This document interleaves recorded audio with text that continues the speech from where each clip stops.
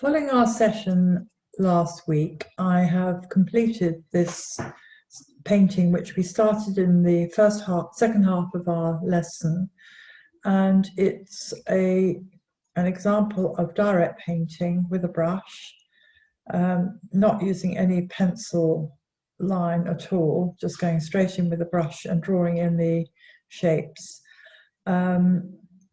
It has taken quite a bit of time to finish this off and actually get the background working with the foreground and the actual objects themselves. So I think we now will move on to our present exercise. But before we do, I'd like us to do some further exercises with the brush.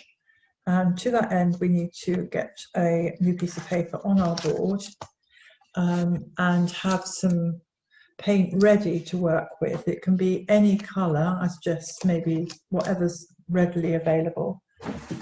In my case, I've actually got some Prussian blue at hand, and I'm going to just work with that for this afternoon, for this first part of our session. So I've got my colour here ready. It's probably quite a good idea to mix up a fair proportion of this colour, because you're going to possibly use it in the main body of the lesson. So if you need to mix a little more, just remember to wet the small lump of colour and transfer that over into your bigger well, so that you have a reasonably strong mixture of colour over here.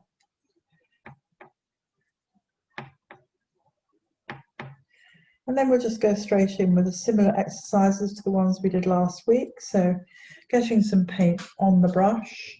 Let's just draw some very fine lines, starting from the bottom of the page and maybe working up to the top of the page, making sure that you've got a point, and watch that point as you draw the line. Let's do two or three of these. They can be the same length or different lengths as you see fit.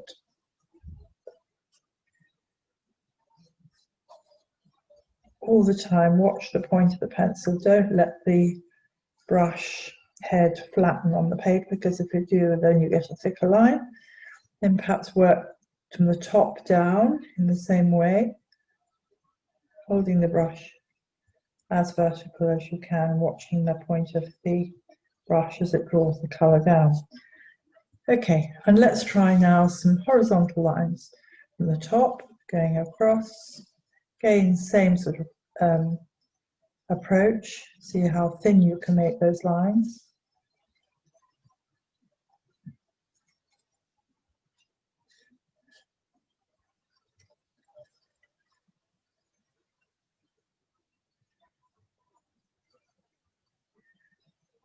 Now we'll go from very fine to a thicker line. So we start off with the line very fine, and then allow the brush head to come down so that the hairs are flat on the paper, and you can create a really broad sweep of colour.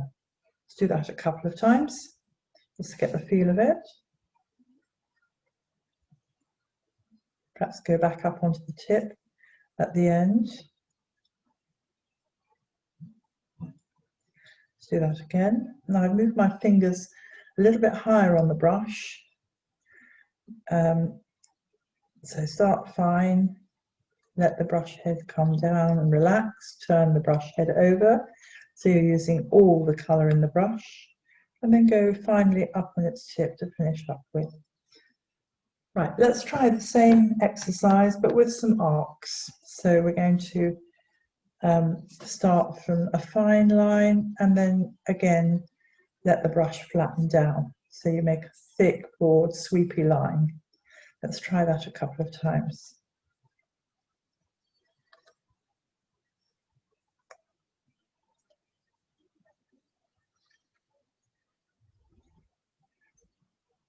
Right.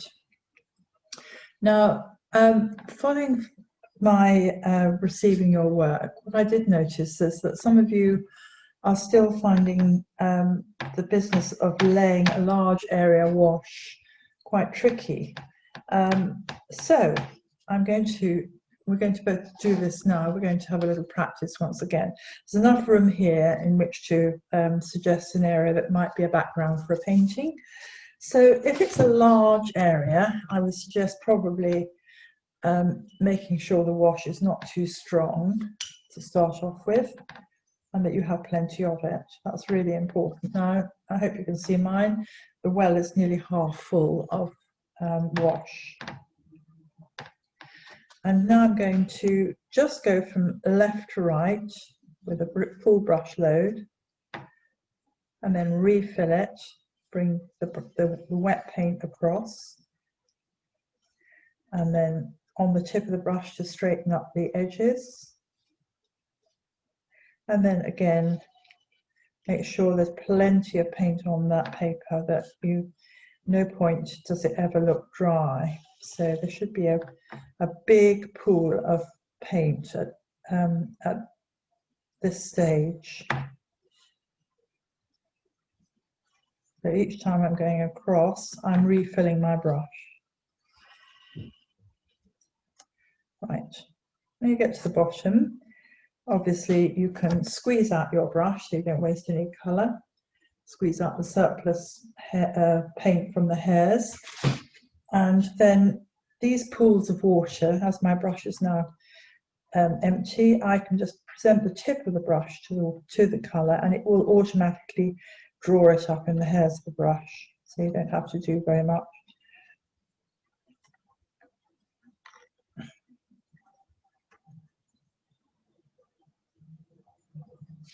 Okay, right, and again I'm going to empty my brush because it's got quite a bit of colour in it. It's drawn up quite a lot, and there's still some pools here, so literally just going to put the tip of the brush to those pools and then they just disappear. Okay, now if you turn your paper around, we'll just use this bit down here. Again, in the foreground of a painting where you want to merge colours, as I've done in this particular piece of work here, I've merged the two colours I've used. So the paper was actually damp.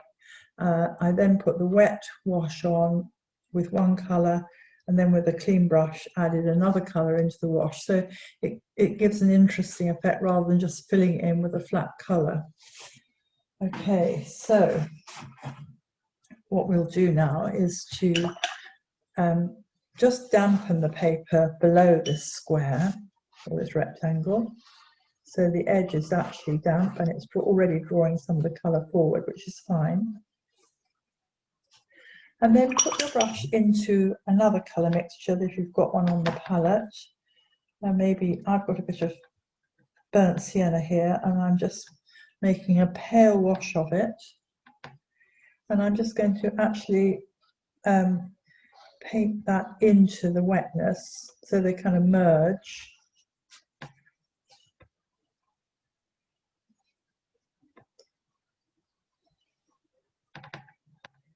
And maybe strengthen it up down the bottom here.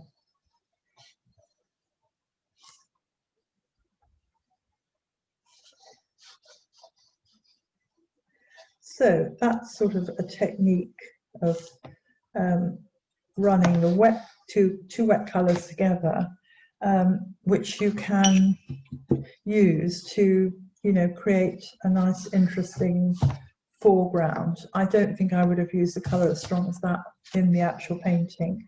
The tone of the colour would probably be more like this, much softer. But just to show you how you can merge two colours together, which we have practiced, but just to remind you, you can use that technique in the foreground or even in the background of the painting.